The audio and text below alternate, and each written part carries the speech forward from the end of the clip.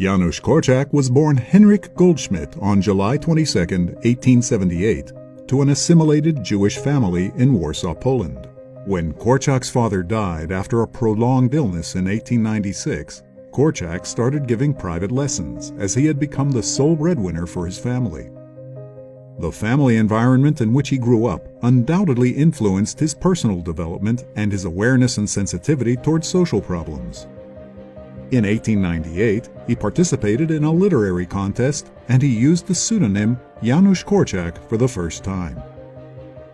Korczak studied medicine at the University of Warsaw. He specialized as a pediatrician and worked at the Children's Hospital. At the same time, he wrote for several Polish newspapers.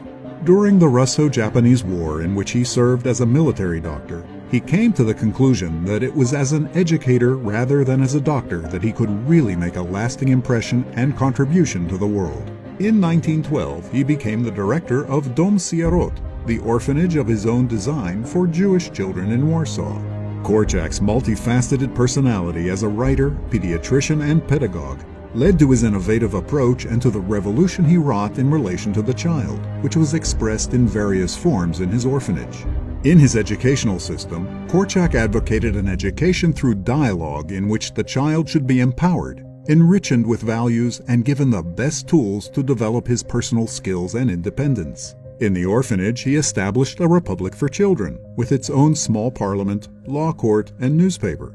As his deputy director and the house mother, Korczak appointed Stefania Wilczynska, Stefa, who believed in the same educational principles as he did and became his right hand. In addition to his work at the orphanage, he founded a Polish children's newspaper called Mały Przegląd, the Small Review, and had his own radio program in which he answered educational questions.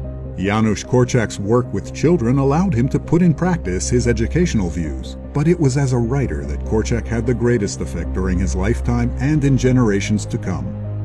He wrote over 20 books, many of them about children's rights and the child's life experience in the adult world. In 1939, World War II erupted and Poland was occupied by Germany. During the first months of the occupation, the number of children in the orphanage increased because it was necessary to receive children who had lost their families during the bombing.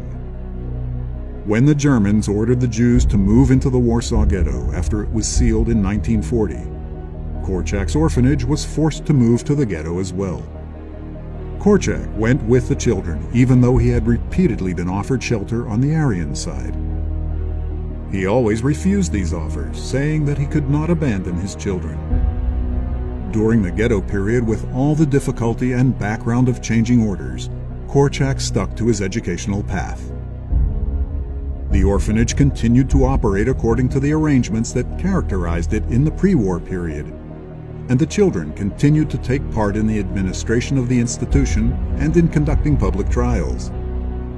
At the orphanage, there were plays and concerts that attracted the public, and every Saturday, Korczak would tell a story to the children that they had chosen for themselves.